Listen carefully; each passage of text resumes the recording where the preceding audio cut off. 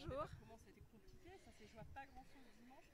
Comment vous vous sentez là de faire ce retour à la salle? Alors c'est vrai que ça s'est joué à pas grand chose sur le papier, mais comme j'étais challenger, ça s'est joué à beaucoup en fait pour moi. Je suis allée quand même récupérer plus de 3000 voix je crois entre les deux tours. Donc je suis assez satisfaite du résultat qui est un beau résultat, une belle victoire collective. Voilà, je suis très très fière de ce résultat et puis ça donne l'envie de représenter encore plus de monde. C'est vrai que la dissolution avait été une surprise. Oui. C'est bon, maintenant c'est digéré tout ça. Ça a été très très violent, j'utilise ce terme sciemment parce que c'est comme ça que nous l'avons ressenti.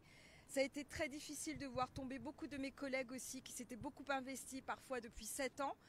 Et oui, il faut se dire maintenant, les choses sont faites, on a fait ce qu'il fallait pour être de nouveau présent à l'Assemblée nationale. Il y aura beaucoup de travail dans des conditions peut-être particulièrement difficiles, mais on sera prêt. Voilà, on sera prêt. Et avec dignité, je tiens à le dire, parce que je pense que ce ne sera pas le cas sur tous les rangs. Les conditions difficiles, ça va notamment être les députés du Rassemblement national qui vont être très nombreux sur les bancs. Comment est-ce que vous comptez travailler Ils sont très nombreux, effectivement, puisqu'eux, ils ont, je ne sais pas s'ils ont doublé, en tout cas, ils ont énormément progressé.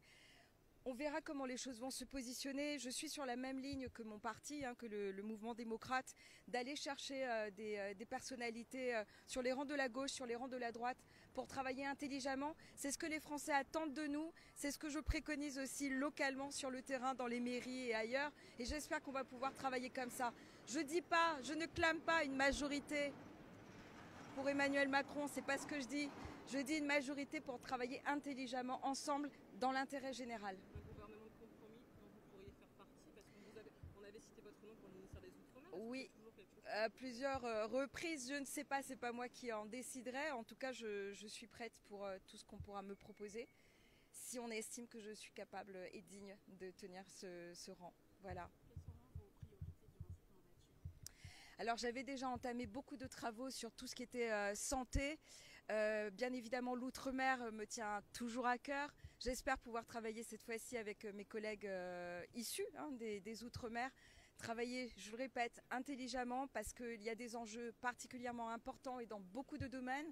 Dans la santé, bien sûr, dans le logement, l'insalubrité, la scolarisation des enfants. Enfin, vraiment, il y a énormément de sujets sur lesquels j'espère qu'on va pouvoir travailler ensemble. Donc, bien évidemment, je souhaite être à nouveau membre de la délégation Outre-mer pour continuer de veiller, en fait, sur les intérêts de mes compatriotes ultramarins. Et la présidence de la délégation? Je ne prétends pas pouvoir être présidente, mais en tout cas faire partie du bureau, puisque vous savez que généralement la présidence est allouée au groupe politique qui a le plus de représentants. En général, c'est comme ça que ça se passe, même si j'espère représenter un petit peu aussi quand même les Martiniquais, les Guadeloupéens, les Polynésiens, Réunionnais, Mahorais, Guyanais, enfin Calédoniens.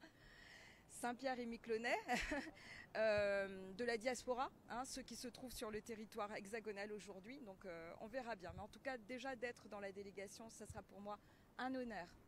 Merci beaucoup. Merci à vous.